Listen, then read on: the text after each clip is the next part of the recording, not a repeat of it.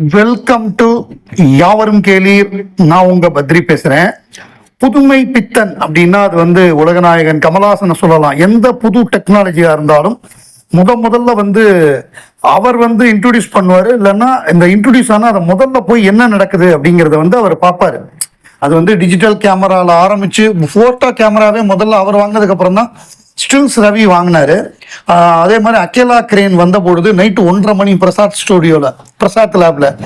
So அந்த பிரசாத் ஸ்டுடியோவில் முதல்ல கமல் போய் பார்த்தாரு. அதுக்கு அடுத்த நாள் தான் பிசி ஸ்ரீராமையும் போய் பார்த்தாரு.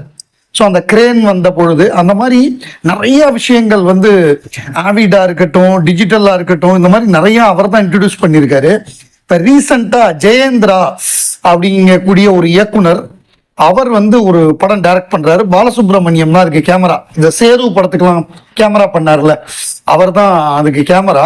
இப்போ புதுசா ஒரு டெக்னாலஜி வந்திருக்கு. அதாவது எப்படின்னா வெர்ச்சுவலாவே வெர்ச்சுவல் செட் அப்படின்னு அதை சொல்லலாம். அந்த அந்த டெக்னாலஜியை யூஸ் பண்ணி இவங்க ஷூட் பண்றாங்க. முழுக்க அதாவது வெர்ச்சுவல் செட்டு அப்படின்னா ஒன்றும் கிடையாது. எல்இடி ஸ்க்ரீன் இருக்கும், கிரீன் ஸ்க்ரீனு அதை வச்சு எடுக்கிற மாதிரி எல்இடி ஸ்க்ரீன் இருக்கும். அதுக்கு முன்னாடி நடிகர்கள் நடிப்பாங்க, அதை கேமராவில் ஷூட் பண்ணுவாங்க. ஸோ அதோட பேக்ரவுண்டு இப்போ ஒரு டெசர்ட்டில் போய் எடுக்கணும் அப்படின்னா அதை பின்னாடி நம்ம டெசர்ட்டாக கொண்டு வந்துடலாம்.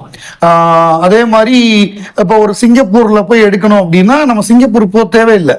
இங்கேருந்து இங்கே ஷார்ட் எடுத்து அதை சிங்கப்பூரை இது பண்ணிடலாம் பேக்ரவுண்டில்.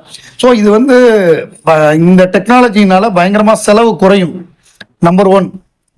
நம்பர் 2, டைம் சேவ் ஆகும். இப்போ எல்லாரும் சிங்கப்பூர்ல போய் ஃப்ளைட்ல போய் அங்கே ஹோட்டலில் ரூம் போட்டு அங்கே போய் எடுக்கிறதுக்கு இது கம்மியாகும். ஏன்னா இப்போ சினிமா நம்ம எக்கனாமிக்கலாக இருக்கணும்னு கமல் சொல்லியிருப்பாரு. ஃப்ளைட்டில் போகிறப்பவே நம்ம சாதாரண கிளாஸில் போகணும், அதே மாதிரி சார்ட்டர்ட் ஃப்ளைட்லலாம் போகக்கூடாது அப்படிங்கிற மாதிரியான அந்த கல்கி ஷூட்டிங்கு கூட அவர் எல்லாரும் போகிற இதில் தான் போனார்.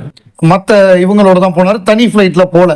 ஸோ அந்த மாதிரியான காலகட்டத்தில் இந்த மாதிரி ஒரு டெக்னாலஜி வந்திருக்கிறது அப்படிங்கிறது ஒரு என்ன சொல்றது, ஒரு வரப்பிரசாதம் தான். ஸோ இந்த வெர்ச்சுவல் செட் மூலமாக முழுக்க படமாக்கக்கூடிய அந்த ஷூட்டிங்கை போய் ஒரு நாள் பார்த்துருக்காரு சமீபத்தில். ஸோ இந்த ஏஜ்லையும் அவருடைய ஆர்வம் குறையலை. ஸோ எப்படி பண்ணுறாங்க, அது எப்படி டெக்னிக்கலாக சாத்தியமாகுது, அது அவுட்புட் எப்படி வருது அப்படிங்கிறத. ஏன்னா அவர் எல்லாம் படிச்சிருக்காரு இப்போ, அதனால அவருக்கு தெரியும் அவுட்புட் எப்படி வரும்னு. ஏன்னா 24 கிராஃப்ட்ஸும் தெரிஞ்சு அவர் சினிமாவில். ஸோ இதையும் அவர் பார்த்துட்டு அதுக்கேற்ற மாதிரி நம்மளும் பண்ணணும் அப்படிங்கிற ஒரு ஆர்வத்தில் அவர் வந்திருக்காரு. இது வரப்பிரசாதம் தமிழ் சினிமாக்கே.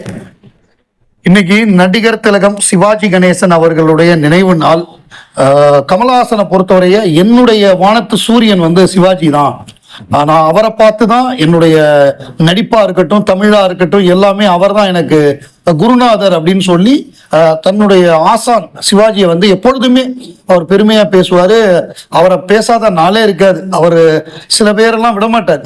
நடிகர் திலகம் சிவாஜி கணேசன், இயக்குனர் சேகரம் பாலச்சந்தர், நாகேஷ், இவங்களை பத்திலாம் அவர் பேசாத நாளே இருக்காது. நடிகர் திலகத்தை பொறுத்தவரையே அவர் வீரபாண்டிய கட்டபொம்மன், கப்பலொட்டிய தமிழன், அந்த மாதிரியான நிறைய ஒரு சுதந்திர போராட்ட வீரர்களாகவும், அதே மாதிரி புராண படங்கள் கர்ணன் மாதிரியான அந்த மாதிரியான கேரக்டர்ஸ், நவராத்திரி படத்துல 9 ஒரே படத்துல 9 கேரக்டரு, அந்த மாதிரியான பல்வேறு சாதனைகளை தன்னோட நடிப்பு மூலமாக. இப்ப கௌரவம் படம் எடுத்துக்கிட்டோம்னா பேரிஸ்டர் ரஜினிகாந்த் அப்படிங்கிற அந்த லாயரா நடிச்சிருப்பாரு. அந்த மாதிரி வேறுபட்ட, அதாவது என்ன சொல்றது, அவர் பல்வேறு மாறுபட்ட கதாபாத்திரங்கள், வெர்சடைல் அப்படின்னு சொல்லுவோம்ல, மோஸ்ட் வெர்சடைல் ஆக்டர் அப்படின்னு. அந்த மாதிரி தெய்வ மகன் படத்துல எல்லாம் பிரமாதப்படுத்தியிருப்பாரு. ஸோ அவர் தேசிய விருதே வாங்கினதில்லை. அவருக்கு முதல் தேசிய விருது கிடைச்சது தேவர் மகன் படத்துக்கு. அதாவது பெஸ்ட் சப்போர்ட்டிங் ஆக்டர் அப்படின்னு கொடுத்தாங்க, சிறந்த துணை நடிகருக்கான விருது கொடுத்தாங்க. அது டெல்லிக்கு போறதுக்கு ஷூட்லாம் ரெடி பண்ணிட்டாரு, தைச்சிட்டாரு. அப்ப கமல் சொன்னாரு போக வேண்டாம் அப்படின்ட்டாரு.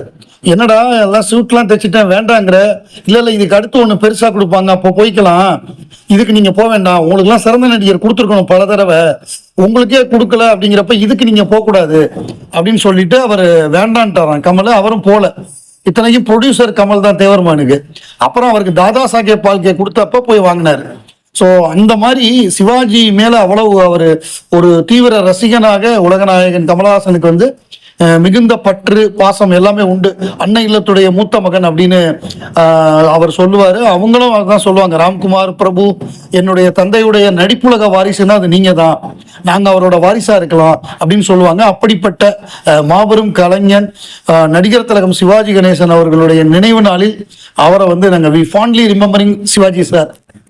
அதாவது தேசிய விருதுகளை வச்சு ஒரு நடிகருடைய தரத்தையும் அவருடைய திறமையை நம்ம முடிவு பண்ண முடியாது. ஏன்னா இப்பெல்லாம் வந்து தேசிய விருதுகள் வந்து கொடுக்கப்படுறதில்ல, வாங்கப்படுது அப்படிங்கிற ஒரு குற்றச்சாட்டு பலமா இருக்கு. அது சமீபத்தில் ராயன், கேப்டன் மில்லர் மாதிரியான படங்களுக்கு கொடுத்ததன் மூலமாகவே நிரூபணமாயிருக்கு. இதுல என்னன்னா ஒரு முக்கியமான விஷயம், இப்ப எல் முருகன் இருக்காரு பிஜேபியில மத்திய அமைச்சர், அவர் வந்து இவரை வந்து ஒரு தனி கட்சி ஆரம்பிக்க போறாரு தனுஷ், அதுக்குதான் கொடியெல்லாம் இன்ட்ரோடியூஸ் பண்ணியிருக்காரு, அந்த கட்சியில வந்து எல் முருகன் சேர போறாருங்கிற மாதிரியான ஒரு தகவல்கள்லாம் வந்த வண்ணம் இருக்கு. அண்ணாமலை வர்றதுக்கு முன்னாடி இப்படிதான் வந்தது, அண்ணாமலை பிஜேபியில சேர போறாருன்னு.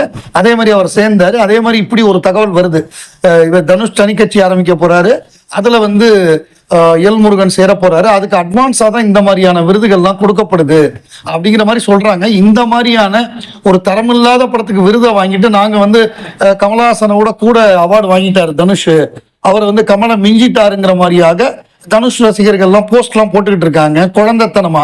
அதாவது யாரை யாரோட கம்பேர் பண்றதுன்னு ஒண்ணு இருக்கு.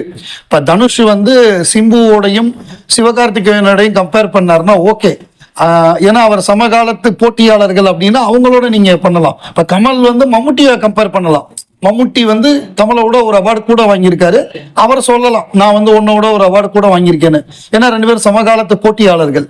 தனுஷுங்கிறவர் வந்து மேப்லயே கிடையாது, கமலை கூட ரொம்ப சின்ன பையன், இன்னும் 50 வயசு கூட ஆகல. கமல் வந்து 72 வயசு ஆச்சு அவருக்கு. ஸோ இவர் வந்து ஒரு 25 வயசு சின்ன பையன். ஸோ அப்படிங்கிறப்ப போட்டியே கிடையாது. அதாவது கமல் மாதிரி விருமாண்டி மாதிரி ஒரு படத்தை டைரக்ட் பண்ணிட்டு சொன்னா கூட பரவாயில்ல, அது எதுவுமே இல்லாம குப்பை படத்தை எடுத்துட்டு அதுக்கு அவார்டு வாங்கிட்டு நாங்க கூட வாங்கிட்டோம்னு குழந்தைத்தனமா பேசுறது வந்து ஒரு புத்திசாலித்தனம் கிடையாது. தனுஷே ஒரு மேடை தூங்காவனம் ஆடியோ லான்ச்னு நினைக்கிறேன், அதுல வந்து நான் சில விருதுகள் வாங்கியிருக்கேன் பெஸ்ட் ஆக்டருக்காக, ஆனா உங்க கையால என்னைக்கு வாங்குறேனோ அன்னைக்கு தான் எனக்கு வந்து அந்த இது கம்ப்ளீட் ஆகும்னு தனுஷே வந்து உலகநாயகனை பார்த்து சொல்லியிருக்காரு. அப்படிங்கிறப்ப அவருடைய ரசிகர்களும் அதை புரிஞ்சுக்கணும். உலகநாயகன் அவர்கள் ஒரு பதிவு போட்டிருக்காரு, மறந்தால் தானே நினைப்பதற்கு, ஆனாலும் நடிகர் திலகம் சிவாஜி கணேசனுடைய நினைவு நாள்ல அவருடைய நினைவுகள் கூடுதலாக வரும் அப்படின்னு போட்டிருக்காரு.